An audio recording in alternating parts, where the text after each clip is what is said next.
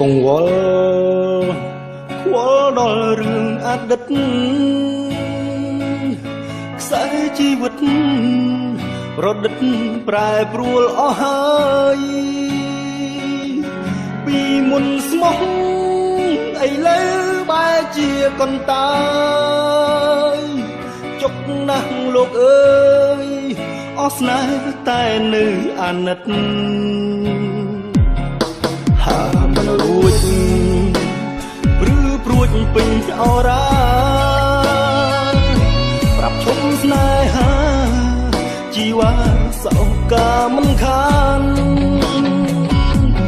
ហើយគិតថារូបបងចង់ប្រែដោះប្រានជាព្រានសាមញ្ញ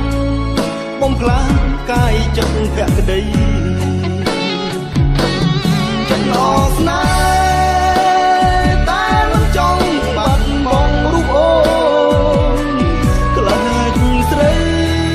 ស្រពោនអត់ន័យខ្លឹមសារតែគ្របសង្ឃឹមថានឹងបានរួមរស់ជាគ្នាតែដល់វេលាអស់នេះស័យស្នេហ៍ទៅហើយគិតបញ្យល់ជំរឿចិត្តខ្លួនឯងសែនចំបែងមិនដឹងត្រូវធ្វើយ៉ាងណាមិនដែលក្បត់មោះមុតក្នុងរឿងស្នេហា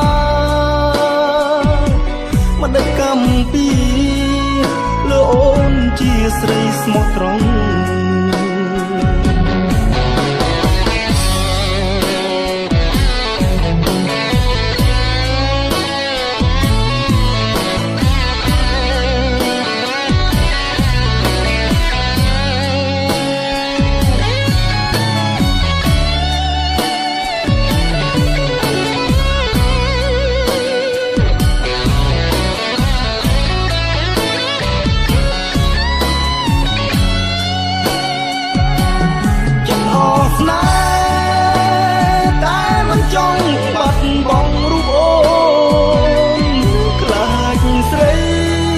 ស្រពោនអត់ន័យខ្លឹមសា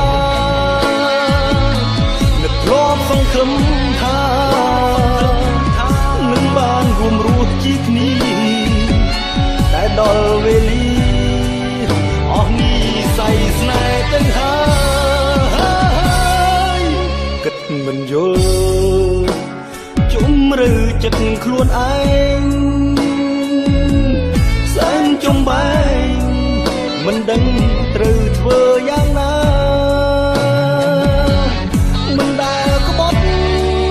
មុខមុតក្នុងរឿងស្នេហាមិនដេចកំពីលើអូនជាស្រីស្មោះត្រង់